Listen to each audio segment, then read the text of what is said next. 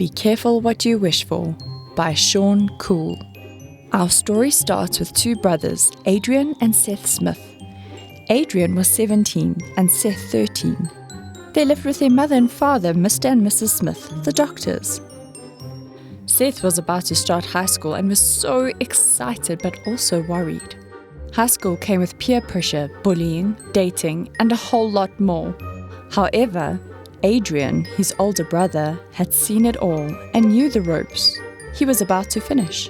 Celebrating the end of high school was big for Adrian, and he wanted to do it in style. Dylan, one of the popular rich kids, was planning a party for when exams finished. Dylan was home alone. First, Adrian didn't want to go, but his friends changed his mind. Adrian had never been to a house party before. He decided it was time.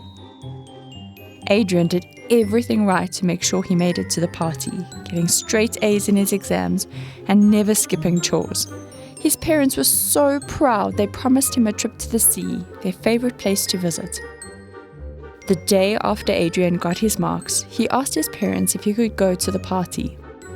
To his shock, his parents said no, and a fight broke out. He didn't understand. They said Adrian was too young, but he was 17. Adrian blasted out of the house, running to the lake. There, he found a rainbow-colored stone. He threw it in anger, wishing parents didn't exist. Adrian went home and found Seth crying on the couch. "What's wrong?" he asked. "Mom and Dad disappeared," Seth replied. The phone rang and he answered it to hear his friend Annie bawling.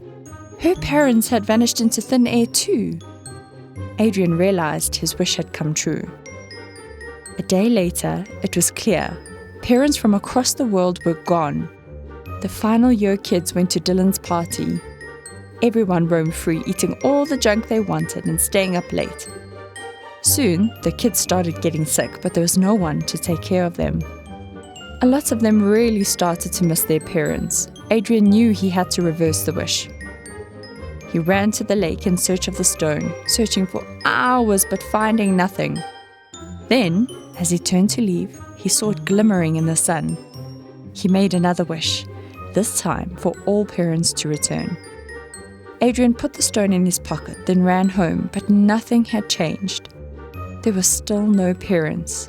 Adrian went to bed in tears. Then, the next morning, Adrian was woken by Mrs. Smith. Everything was back to normal, and the stone in his pocket had disappeared. Was it all a dream? Or was it real? Either way, he was just glad his parents were home. The end.